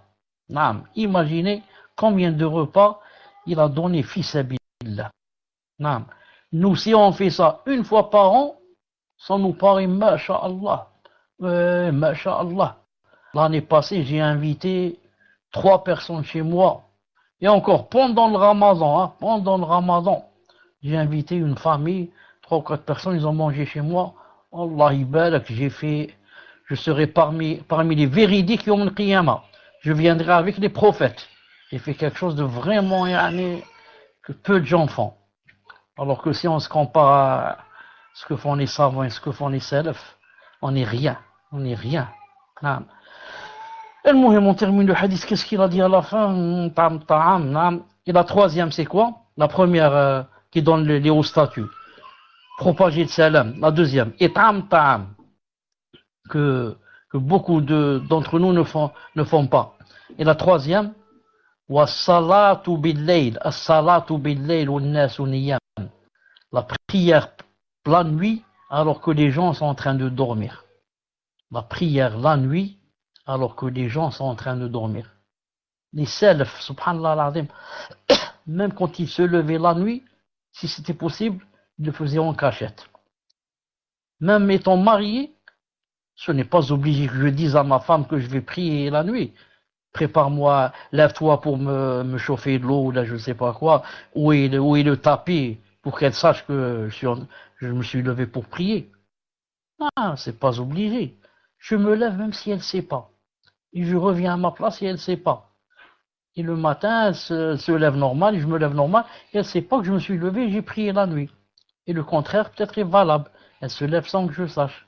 C'est bien, il y a un hadith authentique, c'est bien si la personne se lève mariée et sait que le conjoint aime prier, aime qu'on le réveille. Alors, on le réveille, comme on a dit dans le hadith, il a dit même s'il ne veut pas se lever, je lui mets un peu d'eau. Mais ça, c'est dans le cas où je sais que le conjoint aime qu'on le réveille. Ce n'est pas dans le cas où si je le réveille, il va me frapper ou m'insulter. Ouais. C'est pour ça que je me rappelle toujours que yani, j'ai été la cause de quelqu'un, je l'ai marié avec une sœur qui avait en 80 et quelques, 85 ou 86, qui avait une licence en Sharia. J'ai vu un frère, il était comme ça, moyen, il me dit, marie-moi, aide-moi, aide-moi, aide-moi. Je lui ai dit, je connais une sœur, ensuite elle est Masha'Allah physiquement. Elle a une licence Sharia. Ah, il m'a dit, je vais pas trouver mieux que ça, Allah barak. Il a commencé à se coller à moi jusqu'à ce que je l'ai marié. Ah, et alhamdoulilah, il s'est marié avec elle. Ensuite, yani, il n'a rien fait pour travailler sa foi, il restait toujours comme ça, moyen, moyen. Et il a commencé à régresser. À régresser. Au point où un jour, Naam, j'ai même oublié comment ça s'est passé, Naam. Quand elle veut le réveiller pour prier la nuit, il lui dit non, non. Moi je me lève pas, moi je suis Pharaon. Moi je suis Pharaon. Moi je me lève pas. Naam. C'est toi qui te lèves. Va prier, laisse-moi tranquille. Moi je suis Pharaon. La ilaha illallah, Allah al-Musta'an. À ce point, à ce point. Ton épouse veut te lever pour yani, te faciliter l'accès du paradis, être la cause. Tu dis non, je suis Pharaon. Dis, je suis fatigué, dis, pas aujourd'hui, dis, excuse-moi, j'ai sommeil, je peux pas me lever, mais ne dis pas des choses pareilles, tu te fais ressembler au Pharaon. Pharaon, c'est l'ennemi d'Allah subhanahu wa ta'ala. Pharaon, il est kafir. شبيك تقد الله سبحانه وتعالى لا إله إلا الله. المهم la prière de la nuit yani, ça fait vraiment monter dans les hauts statuts que Allah subhanahu wa ta'ala nous aide à faire au moins yani, certaines choses qu'on vient de citer aujourd'hui et de le faire même si c'est de temps en temps, pas comme les salafs yani, chaque fois, mais allez, de temps en temps. Comme quelqu'un a raconté, il a dit une fois j'ai voyagé avec Sheikh Ben Baz, on a voyagé, il a dit, je ne sais pas, presque toute la nuit, ou la femme. Ensuite, vers 2 heures du matin, on a dit, là, on est fatigué, on s'arrête. On voit en voiture. Il a dit, on s'arrête pour yani, dormir un peu, manger quelque chose et dormir. Ils se sont arrêtés, ont mangé quelque chose, je ne sais pas quoi, ils se sont endormis. La personne raconte. Il a dit juste, yani, je voulais dormir, juste le sommeil commençait à venir. Il a dit, j'ai vu comme ça, comme une ombre, comme ça, dans la nuit. J'ai dit, c'est quoi ça? J'ai bien ouvert les yeux pour voir. Il a dit, c'est Sheikh Ben Baz, rahimahullah, en train de prier. Allahu Akbar. Donc, très fatigué, voyage. Osma, tu as yani, la permission de raccourcir la salade. Tu as la permission de grouper la salade. Tu as la permission, si tu veux, ne pas prier yani, la nuit. Hada, yani, en train de prier la nuit avec toute cette fatigue. La ilaha illallah, Muhammad Rasulullah, les salafs, yani, c'était vraiment, pour la prière de la nuit, c'était vraiment quelque chose de très important pour eux. Ensuite, nous, on va dire pourquoi on a la foi faible. Pourquoi? Bien sûr, on a la foi faible. Qu'est-ce qu'on fait? Est-ce qu'on fait des choses pour Allah Ta'ala? On fait rien. On fait rien. Ni le jeûne surrogatoire, ni la prière surrogatoire, ni la prière de la nuit, ni etam tam, ni on invite les gens à manger, ni on donne de l'argent fisabilillah, ni. Ensuite, on dit pourquoi on a la foi faible. On a la foi faible, il restera faible, et plein de pays comme ça. Qu'Allah Ta'ala nous réforme. Donc ça suffit pour aujourd'hui, il reste encore 1 ou 2 cours pour terminer ça, pour terminer ce cours, qui est la vision de Allah subhanahu wa ta'ala. Je dis donc subhanakallahumma wa bihamdik, ashhadu an la ilaha illa anta astaghfiruka wa atubu ilayk. On se rend compte quand vous serez pris, Inch'Allah ta'ala, pour les questions-réponses. Salam alaikum wa rahmatullah. Entendez. Alhamdulillah. Je ne sais pas si vous êtes prêts pour les questions ou pas encore. Vous êtes prêts, alhamdulillah. Donc tu vas poser la première question. Ensuite, la deuxième question sera par rapport à la fameuse question qui a été raccourcie et dont la personne dit que quand on vous l'avait raccourcie, elle est sortie du contexte. Voilà du mail. On va la laisser pour la deuxième question, Inch'Allah. Tfadal pour la première. Barakallahu fik wa jazakallahu khayran ya Cheikh. Bismillahir rahmanir rahim. Wa salatu wa salam ala nabiyyina Muhammad sallallahu alayhi wa sallam. Donc nous allons commencer par la première question d'un frère. Qu'Allah vous récompense, ya Cheikh, pour vos doros ainsi que tous les admins. Parmi les choses qui expient les péchés, vous avez cité le fait de se rendre à pied à la mosquée, faire ses ablutions lorsque c'est pénible. Les épreuves telles que la maladie ne sont-elles pas également expiatrices, comme il est dit dans le hadith d'après Abu Huraira radiallahu anhu, le prophète sallallahu alayhi wa sallam a dit: la maladie du croyant est une expiation de ses péchés. Tafaddal ya Cheikh wa jazakallahu khayran. Wa alaykum salam wa rahmatullahi wa barakatuhu. Vous m'entendez? Alhamdulillah. Donc je vais dire à celui qui a posé cette question que ce qu'il a dit ici est vrai. Les maladies, il a dit alayhi salam dans un hadith authentique, même l'épine, quand elle nous pique, ça expie les péchés. Il y a beaucoup d'autres choses qui expient les péchés. Beaucoup d'autres. Comme les malheurs, comme les maladies, comme quand on sera dans la tombe aussi, les choses qui font peur. Tout ça, même les fitna dans les familles, tout ça, ça expie les péchés. Mais ici, le prophète al-Islam parle d'une chose, disons d'une circonstance spéciale. Il parle d'une chose qu'il a vue, comme quoi il a vu Allah Azza wa Jal dans le songe, et que Allah lui a expliqué certaines choses, il lui a parlé des choses expiatrices, et parmi les choses qui expient, il lui a cité 3 choses. Ça ne veut pas dire qu'il n'y a que cela. Mais dans ce songe, Allah Ta'ala lui a montré que parmi les choses qui expient, il y a aller à la mosquée, le wudu, le makarih, et la troisième chose que j'ai oublié maintenant. Mais ça ne veut pas dire que d'autres choses n'expient pas, bien sûr. Non. Voilà. C'était quoi la troisième chose qui expie? On avait aller à la mosquée, attendre la salat. Voilà, attendre la salat et le wudu. Alhamdulillah. Donc, ici, ça ne veut pas dire qu'il n'y a pas d'autres choses. Et bien sûr, d'autres choses, Inch'Allah Ta'ala. Tfaddal. Jazakallahu khayran ya Cheikh. Donc nous allons passer à la deuxième question, mais je ne l'ai pas cette question ya Cheikh. Cette question qui avait été raccourcie et qui avait eu l'accord de la personne qui avait posé. Mais bon, frère, Inch'Allah. Tfaddal ya Cheikh, je pense que c'est vous qui l'avez. Ça, c'est moi qui dis. Et ensuite, quand la personne a écrit ici que... Comment répondre à une personne qui dit que c'est pas Allah qui aide, mais sont les gens par leur volonté. Ça. Habib a écrit question mail. Maintenant, quand elle a écrit question mail, ça m'a rappelé une chose. Ça m'a rappelé aussi qu'il y avait un frère ou une sœur, surtout une sœur, qui avait dit que sa maison était mitoyenne à un cimetière de Kuffar, etc. Est-ce que sa salat est acceptée ou pas dans la maison? J'avais demandé aux admins de m'envoyer la question par mail. Je n'ai pas reçu cette question. Je n'ai pas reçu cette question dans mon mail. Wallahu ta'ala alam. Mais alhamdoulilah, j'ai fait des recherches, je me suis rappelé, j'ai fait des recherches, j'ai trouvé que la personne peut prier tant qu'il y a un mur entre le cimetière et la maison. Et bien sûr, entre le cimetière et la maison, je pense qu'il y a pas seulement un mur, mais il y a au moins 2 murs. Le mur de la maison et le mur du cimetière. Donc, Inch'Allah Ta'ala, il n'y a aucun problème pour sa salat, bi'idhnillah subhanahu wa ta'ala.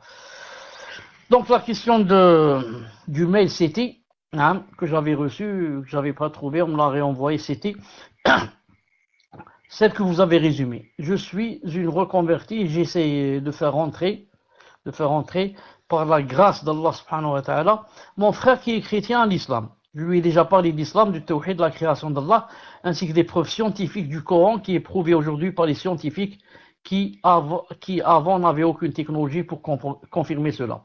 Il m'a dit qu'il croit au Coran, alhamdoulilah, mais je sais qu'il a encore beaucoup de shubuhat. La dernière fois, il m'a appelé en me disant, je sais qu'en ce moment tu n'as pas d'argent, je lui ai dit alhamdoulilah, et lui il m'a dit, Dieu ne t'aide pas là. Moi je lui ai répondu, bien sûr que Allah m'aide, Azza wa Jal, naam. Il m'a envoyé des personnes pour m'aider, que Allah Ta'ala m'aide aussi à patienter. Lui, il m'a dit, mais ces personnes t'ont aidé par leur volonté. Leur volonté. C'est-à-dire que ce que j'ai compris, moi, c'est pas Allah Ta'ala qui a aidé, mais ce sont les gens qui ont voulu aider. Je voudrais savoir comment lui répondre correctement, barakallahu fikum, cher. Je voudrais aussi vous dire que mon fils de 8 ans qui s'appelle Yassine vous aime beaucoup. Et tous les soirs, dans son lit, mon mari lui passe son téléphone pour lui mettre des cours de vous via votre site internet. Et maintenant, mon fils réclame vos cours tous les soirs avant de dormir, alhamdoulilah. Il m'a dit qu'il aimerait trop vous voir un jour. Est-ce que c'est dans vos projets de descendre un jour sur Marseille, Inch'Allah ta'ala? Marseille. Aussi, je voudrais vous demander si vous pouvez parler en direct sur Paltalk avec mon fils Yassine. En citant son nom, ça lui ferait, en lui faisant un rappel sur la prière, car il a du mal à être assidu dans ses prières. Comme il vous aime beaucoup et qu'il vous écoute tous les soirs et que vous savez trouver les bons mots, là, je pense que Bidna, ça va le motiver à faire ses saintes prières pour qu'un jour, que Allah Ta'ala vous récompense. Et Yassine, est-ce que tu es prêt? Avant cela, donc, comment répondre? Whisper rire. Non, Whisper m'a fait rire. Je suis désolé, on n'a jamais eu que son frère. On n'a jamais su que son frère s'intéresse à l'islam, sauf si Fawzi, tu as su ça. Non. المهم ما يهمش. Qu'est-ce que je voulais dire? Non. Donc quelqu'un donc qui est nouveau dans le dîn, qui n'est même pas reconverti, toujours chrétien, qui croit comme ça au Coran. Là, comment lui expliquer que, même les gens quand ils m'ont aidé, si ce sont les gens qui m'ont aidé, mais Allah Ta'ala a d'abord voulu qu'ils m'aident, sinon ils n'auraient pas pu m'aider. Ça, bien sûr, il ne peut pas le comprendre et c'est très difficile. On peut lui citer par exemple un verset, par exemple le verset qui dit وما بكم من نعمة فمن الله وما بكم من نعمة فمن الله النحل. Et tout ce que vous avez comme bienfait provient d'Allah. Donc Nahl 53, tout ce que vous avez ou ce qui vous arrive comme bienfait provient d'Allah. Si c'était pas Allah Azza wa Jal, ces gens-là ne m'auraient pas aidé. Si Allah Ta'ala n'avait pas placé dans les cœurs de ces gens de m'aider, jamais ils m'auraient aidé. Donc, tout ce qui nous arrive comme bienfait revient à Allah subhanahu wa ta'ala. C'est pour ça que, à chaque fois qu'il nous arrive quelque chose de bien, un bienfait, par l'intermédiaire des gens, on doit faire deux choses. La première, remercier Allah Azza wa Jal d'avoir envoyé ces gens-là comme cause. Et la deuxième, de remercier aussi ces gens qui ont été la cause. Mais d'abord, on commence par Allah subhanahu wa ta'ala. Car aucune personne ne peut faire quelque chose si Allah subhanahu wa ta'ala ne laisse pas cette personne faire. Comme il a dit dans le Coran, Takwir 29, وَمَا تَشَاءُونَ إِلَّا أَنْ يَشَاءَ اللَّهُ رَبُّ الْعَالَمِينَ وَمَا تَشَاءُونَ إِلَّا أَنْ يَشَاءَ اللَّهُ رَبُّ الْعَالَمِينَ. Mais vous ne pouvez vouloir que si Allah Ta'ala veut, lui le Seigneur de l'univers. Donc, vous ne pouvez vouloir que si Allah Ta'ala veut. Donc, les gens qui m'ont aidé n'ont pas pu et ne peuvent pas si Allah Azza wa Jal n'avait pas voulu. Car le verset dit, vous ne pouvez vouloir que si Allah Ta'ala veut. Donc si Allah Ta'ala ne veut pas, il ne les aurait pas laissé faire. Donc il faudrait que ce frère-là, son frère, apprenne la aqidah et que sa sœur lui dise que voilà, c'est comme ça en islam, aucun atome ne bouge si c'est par la permission d'Allah subhanahu wa ta'ala, et que déjà si ces gens m'ont aidé, c'est par la grâce d'Allah, c'est lui qui les a, lui donné des livres et comme ça, naam. Et même si Allah ta'ala, comme il a dit, il a dit si Allah ta'ala ne t'a pas aidé, supposons qu'il ne m'ait pas aidé, Non, c'est pas parce qu'il veut pas m'aider. Moi, je mérite pas peut-être qu'il m'aide. Je remplis pas les conditions. Non, moi, non, peut-être il n'est pas ravi de moi, il m'aide pas. Non, peut-être. Hein. Et ensuite, s'il ne m'aide pas, ça ne veut pas dire qu'il ne m'aime pas. Non, il ne m'aide pas, peut-être qu'il veut m'éprouver. Il n'y a pas les épreuves en islam. C'en est plein.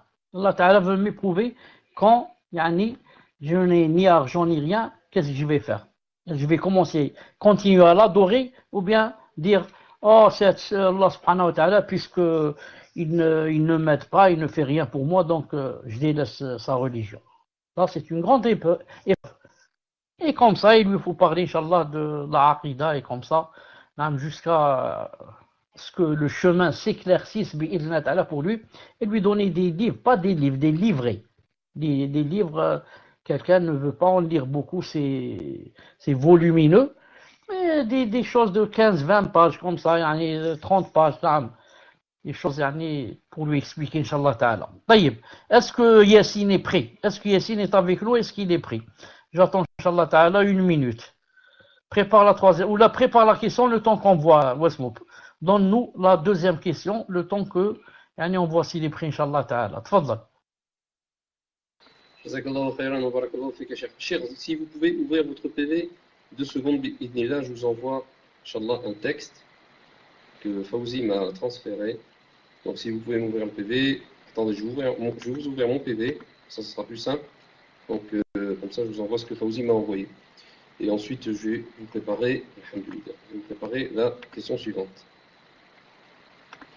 Voilà, je vous ai envoyé ce qu'on avait reçu.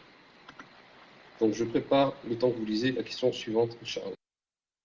Donc question numéro 2, donc jazakallahu khairan wa barakallahu fika Cheikh. Question numéro 2, Cheikh, j'aimerais savoir si la prière est obligatoire à la mosquée, si la mosquée est loin, au point où s'il y aurait l'adhan, on ne l'entendrait pas. Car il y a un hadith qui dit que la prière est obligatoire sur celui qui entend l'adhan. Et si ce n'est pas obligatoire, est-ce que c'est pareil pour être excusé de ne pas faire Jumu'ah si on est au travail et que la prière est loin au point où s'il y aurait l'adhan, on ne l'entendrait pas. تفضل يا شيخ وجزاك الله خيرا.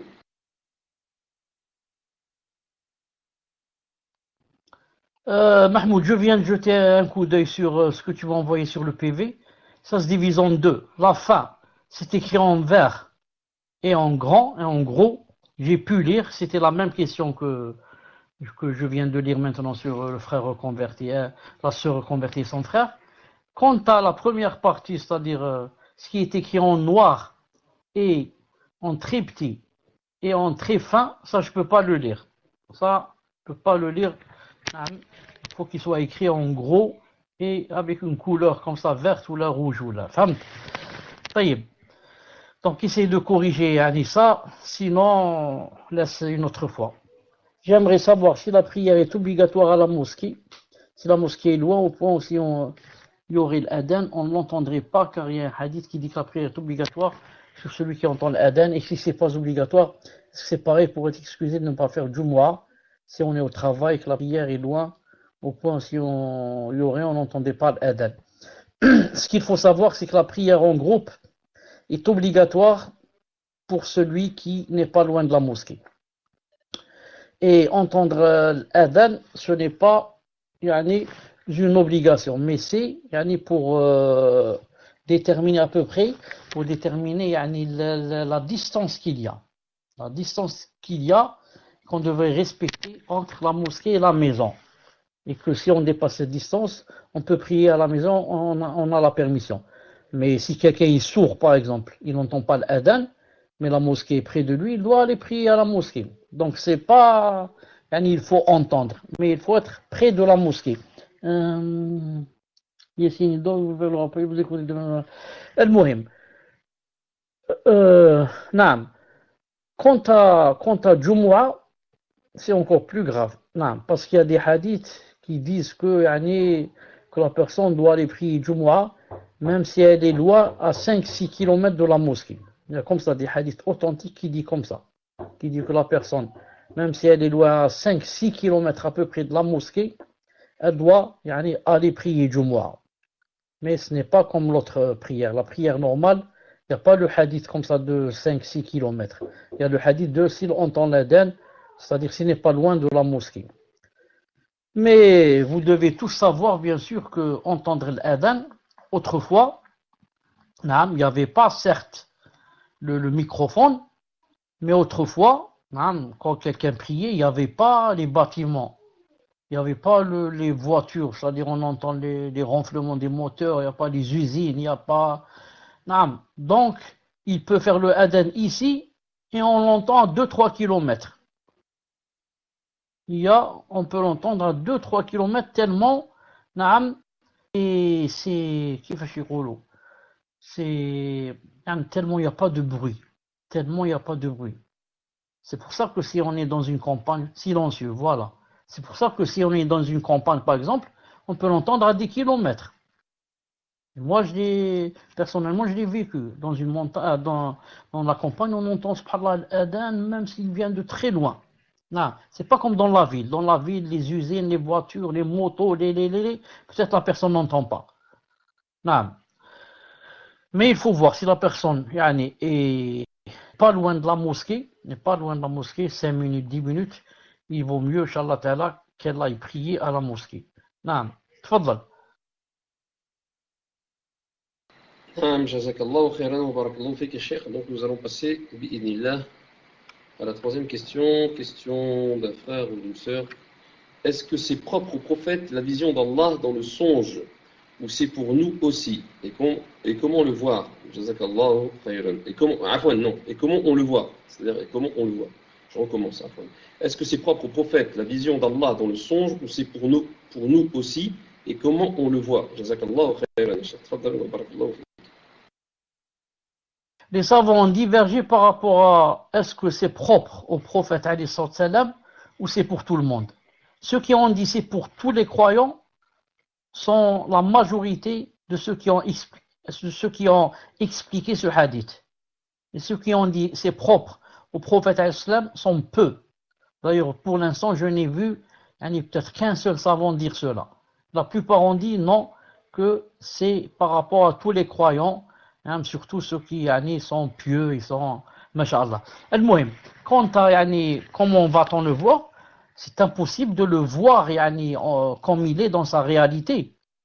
Mais on ressent, comme a dit Ibn Hajj et d'autres, on ressent dans son cœur. On ressent dans son cœur que par exemple il nous a parlé.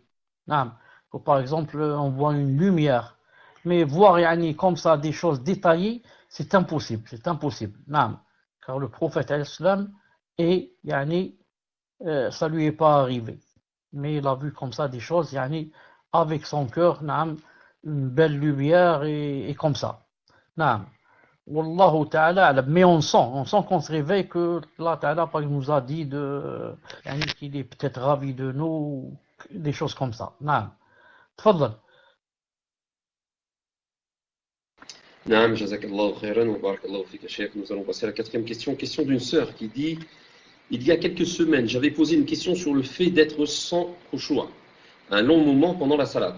Nous avons vu un hadith Omar radiallahu anhu. Ce que j'ai compris de la réponse, c'est qu'on n'avait pas à refaire la salat. Si la chose à laquelle on pensait pendant la salat concerne le din, la religion, comme pour Omar qui pensait au djihad.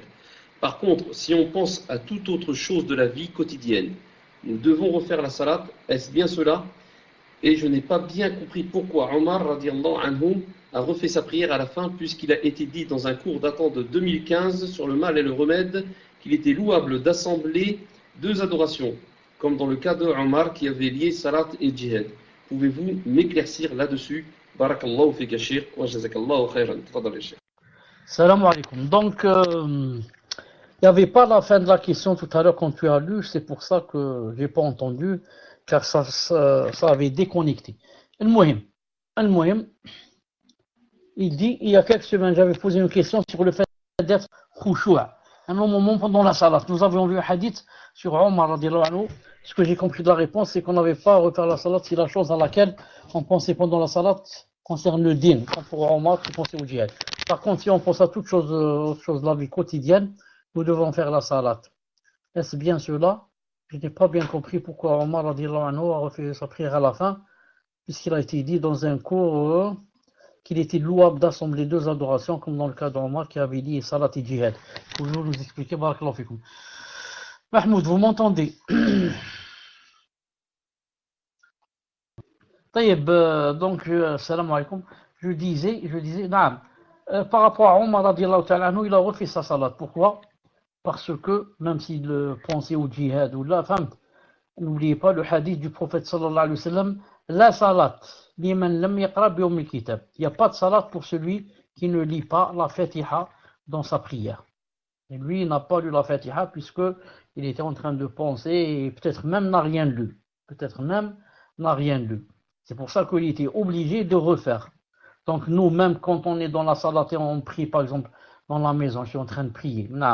Si je deviens distrait, de temps en temps, je pense à une chose et je reviens, je reviens. Mais je continue ma salat. Pourquoi? Parce que j'ai lu le Fatiha. Peut-être même j'ai lu une salat après, mais tout en lisant, là, de temps en temps, je pensais à autre chose. Cela, ça n'annule pas ma salat, même si ça l'affaiblit. Ça l'affaiblit un peu, en ce sens que je n'ai pas autant de récompenses comme lorsqu'on prie avec du khushu'. Mais si par contre, quand par exemple je termine ma raka'a, je me lève pour la deuxième, je me rappelle que je n'ai pas du tout lu le Fatiha, et j'ai seulement pensé à la vie ou à autre chose, même si j'ai pensé au paradis et j'ai pensé à la vision d'Allah, cette raka'a ne compte pas. Je dois en refaire une autre à sa place. Pourquoi? Parce que je n'ai pas lu le Fatiha. La lecture de Fatiha, la récitation, est une obligatoire pour chaque rak'at bi'idnillahi ta'ala. Naam. Tfaddal. Naam, jazakallahu khayran wa barakallahu fik ya Cheikh. Donc nous allons passer à la question numéro 5. Question d'un frère ou d'une sœur. Allahu a'lam. Aqida. Est-il permis de prier dans une mosquée qui abrite des tombes ou de les visiter? Est-il permis de prier dans une mosquée qui abrite des tombes ou de les visiter? Tafaddal ya Cheikh wa jazakallahu khayran. Ce qu'il faut savoir par rapport aux mosquées qui abritent des tombes, il faudrait connaître la règle. C'est quoi la règle? Jamais une mosquée ne peut se grouper avec une tombe. C'est un peu comme l'eau et le feu. L'eau et le feu ne peuvent pas être ensemble. Jamais on ne doit grouper entre une mosquée et une tombe. Ou bien il y a la mosquée, ou bien il y a la tombe. Les deux ne peuvent pas être à la fois dans le même espace. Donc la règle, qu'est-ce qu'elle dit? Si maintenant il y a une mosquée et à l'intérieur il y a une tombe, on va voir laquelle des deux a été construite la première. Si la première qui a été construite c'est la mosquée, ensuite on a fait rentrer la tombe, on doit détruire la tombe. Et si c'est le contraire, il y avait d'abord une tombe et on a construit une mosquée sur la tombe, on doit détruire la mosquée. Donc la priorité est donnée à la chose des deux, ou déplacer la tombe. Non, détruire, ça veut dire dans le sens de la faire sortir. Ça. Non. Donc on doit donner priorité à quoi? Qui est-ce qui a été construit le premier? Non. Et Cheikh Ibn Uthaymin dit, rahimahullah ta'ala, et aussi d'autres savants, si la tombe ne se trouve pas du côté de la Qibla, mais se trouve par exemple derrière nous, il a dit on peut prier dans cette mosquée, mais c'est makruh. Mais si par contre la tombe se trouve dans la Qibla, c'est interdit unanimement par tous les savants. Et est-ce qu'on peut visiter cette tombe? On ne la visite pas. On ne visite pas une tombe qui n'est pas à sa place, parce qu'elle est dans la mosquée. Tfaddal. Ce sera la 6e question et la dernière pour aujourd'hui. Tfaddal. Jazakallahu khairan wa barakallahu fik ya Cheikh. Donc on va passer à la 6e question. Question d'une sœur qui demande: je voudrais savoir si nous pouvons prier en ayant un vêtement qu'un chien a léché. Car un membre de ma famille a un chien. Et à chaque fois qu'il s'approche de moi, il me lèche les vêtements. Tfaddal ya Cheikh wa jazakallahu khairan. On ne peut pas prier avec un vêtement que le chien a léché. Par contre, on peut prier avec un vêtement que le chien a touché, par exemple, avec, par exemple, يعني son dos, son ventre, نعم, son museau. المهم, il n'a pas léché. Tout le problème se trouve dans quoi? Se trouve dans sa langue. نعم. Sa langue, bien sûr, et ses parties intimes. Mais surtout sa langue. Mais par contre, si par exemple, c'est pour ça que on peut toucher un chien, par exemple, sur son dos. Et on ne perd pas les ablutions et je peux ne pas laver ma main. Mais si par contre le chien me lèche ma main, cette fois je dois obligé d'aller me la laver au moins 7 fois. Et une fois avec la terre s'il y en a. Sinon avec du shampoing ou autre chose. Non. Donc un vêtement qu'a léché le chien, je dois le laver, ou bien laver l'endroit où il a léché. Non. Le hadith a dit au moins 7 fois. Au moins, 7 fois il a dit. Et une fois avec de la terre si c'est possible, sinon avec du savon ou autre. Mahmoud, est-ce que tu es là? Alhamdoulilah. Asma, on va arrêter pour aujourd'hui. On a commencé à 9h, à 8h45, ou même pas. Il est déjà presque 21h. Il est 20h55 chez moi. 20h55. On termine les 5 minutes qui restent. Soit une question, soit deux. Tfadal vite. On termine les 5 minutes qui restent. Tfadal. Cher, je ne sais pas si vous êtes en Algérie, mais nous en Algérie, il est 22h55. 20h55, vous devez être dans un autre pays. Alors 22h55, Allahumma barak. Donc on va passer à la question suivante, Inch'Allah, question numéro 7, question d'un frère qui dit: j'ai lu que la volonté d'Allah se divise en deux, j'aurais aimé en savoir plus, c'est-à-dire que signifie chaque partie. Barakallahu fikum, qu'Allah fasse que vous soyez profitable l'islam, et que vous soyez profitable l'islam et les musulmans. Tfadal yashir, wa jazakallahu khayran. Si c'est possible, barakallahu fik, de répéter la question, car j'ai pas entendu au milieu. Au milieu, j'ai pas entendu ce qu'il a dit. Tfadal. Non, mes chers. Donc, il dit: j'ai lu que la volonté d'Allah se divise en deux. J'aurais aimé en savoir plus, c'est-à-dire que signifie chaque partie. Donc, on termine par cette question, car ça va prendre au moins 10 à un quart d'heure. Naam. La volonté de Allah se divise en deux: volonté juridique et volonté universelle. On va commencer par universelle, ensuite on va voir juridique. Et celui qui ne fait pas la différence entre ces deux va trouver des problèmes dans la aqida par rapport à la volonté de Allah. Comment trouver ça? Comment trouver cette difficulté? Les sectes égarées, ou l'ayadou billah. Donc, volonté universelle, volonté juridique. Volonté universelle, c'est que tout ce que Allah Ta'ala veut,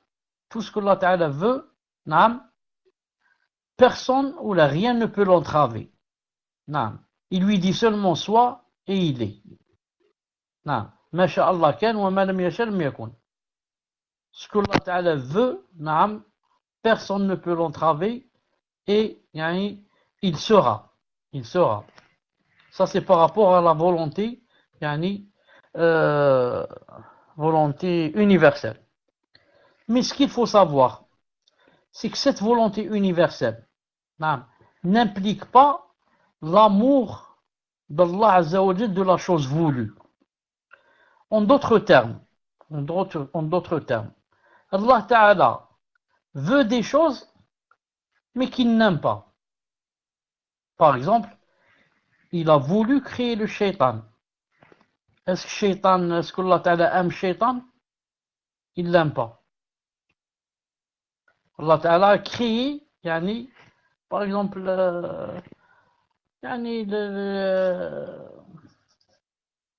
le levain a créé, l'alcool a créé, tous ces péchés sont créés aussi. Est-ce que Allah subhanahu wa ta'ala aime les péchés, aime l'alcool, aime la zina? Tout ça c'est créé. Mais Allah ta'ala n'aime pas. Allah ta'ala n'aime pas ces choses. Il n'aime pas, par exemple, le hasad, il n'aime pas ce sont des choses créées dans la personne, et peut-être même avec la personne. Mais Allah ta'ala ne les aime pas. Donc, la volonté sont deux: volonté universelle, volonté juridique. Universelle, tout ce que Allah Ta'ala veut existe. Mais tout ce qu'il veut, ça ne veut pas dire qu'il l'aime. Il peut faire exister des choses qu'il n'aime pas. comme le shaitan. Quant à la volonté juridique, c'est ce que Allah Ta'ala aime. C'est ce que Allah Ta'ala aime. Naam. Et ce que Allah Ta'ala aime, des fois, il n'a pas lieu. Il aime, mais il n'a pas lieu. Naam. Pourquoi? Parce que Allah Ta'ala ne l'a pas voulu universellement. Il a voulu seulement juridiquement. Je donne un exemple. Allah Ta'ala aime par exemple que Pharaon par exemple soit un musulman. Allah Ta'ala aime que tous les gens par exemple soient des croyants. Mais est-ce que tous les gens sont des croyants? Non. Pourquoi? Parce que Allah Ta'ala a voulu qu'il soit ces kuffars, qu'ils soient croyants. Il a voulu ça d'une volonté universelle, pas d'une volonté juridique. C'est-à-dire que la volonté juridique, c'est l'amour d'Allah. Allah Ta'ala aime que les croyants deviennent des musulmans. Mais il ne l'a pas voulu universellement. Car si Allah Ta'ala veut une chose universellement, il lui dit soit et elle devient. Il dit à Pharaon, soit musulman, il devient musulman à la même seconde. Il dit à tout le monde, soit musulman, ils deviennent. C'est pour ça Allah Ta'ala dit dans le Coran, وَلَوْ شَاءَ رَبُّكَ لَآمَنَ مَنْ فِي الْأَرْضِ كُلُّهُمْ جَمِيعًا. Il a dit, si Allah Ta'ala avait voulu, tous ceux qui sont sur la terre auraient cru. S'il avait voulu, ici, une volonté universelle ou juridique, ça veut dire, s'il avait voulu une volonté universelle, alors il aurait dit, soit tout le monde serait des musulmans. Mais Allah Ta'ala a voulu qu'ils soient musulmans seulement d'une volonté juridique.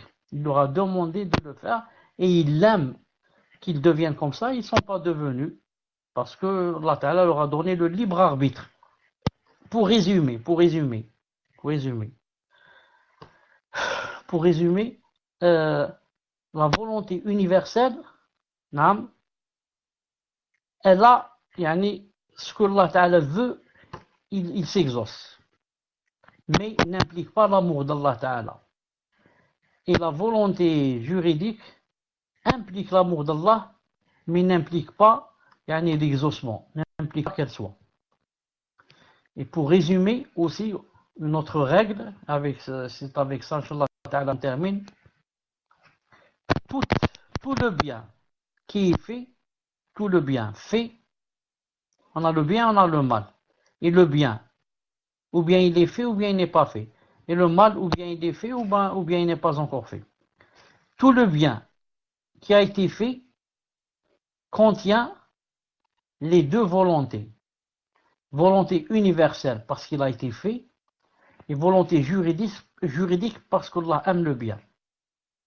Non. Maintenant, tout le bien qui n'a pas été fait comporte seulement la volonté juridique, pas universelle, juridique. Allah Ta'ala aime ce bien, mais il n'a pas été fait.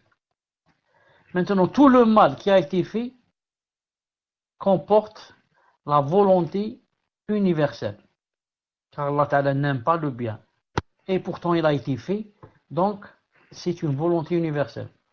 Et le mal qui n'a pas été encore fait ne comporte ni l'universel parce qu'il n'a pas été fait, ni la volonté juridique parce que Allah Ta'ala n'aime pas le mal. Naam.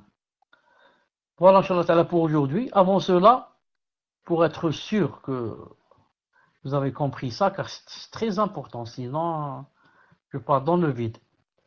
Donc on va demander à Monsieur Fawzi, s'il est là, naam, de nous faire un résumé, naam, de ce que j'ai dit, c'est-à-dire entre le bien et le mal, c'est tout. La règle du bien et du mal et des deux volontés.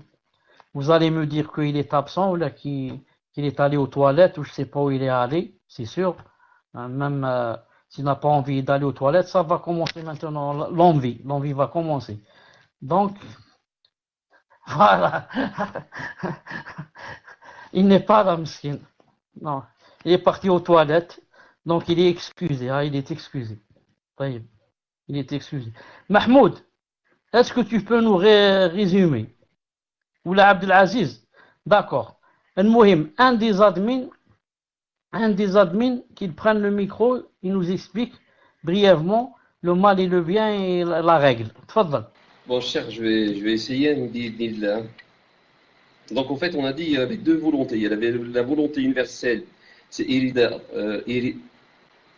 irada qawniya, mashia, et l'autre religion religieuse, irada shar'iyya. Donc, les deux volontés, c'est les bonnes actions faites. La volonté universelle, c'est les volontés actions faites. Volonté juridique, c'est les bonnes actions non faites. Et pas de volonté, c'est les mauvaises actions non faites. Est-ce que c'est ça, cher? Est-ce que mes méthodes sont bonnes ou pas? Je n'ai pas entendu, j'ai entendu seulement trois. J'ai entendu seulement trois. Je ne sais pas si ça a coupé. Essaye de répéter, Inch'Allah Ta'ala. Donc je vais répéter les quatre. Donc les deux volontés, c'est les bonnes actions qui sont faites. La volonté universelle, c'est les mauvaises actions faites. Volonté juridique, c'est les bonnes actions non faites. Et il n'y a pas les deux volontés, il n'y a pas les deux volontés quand les mauvaises actions sont non faites. Fadal Cheikh, jazakallahu khairan.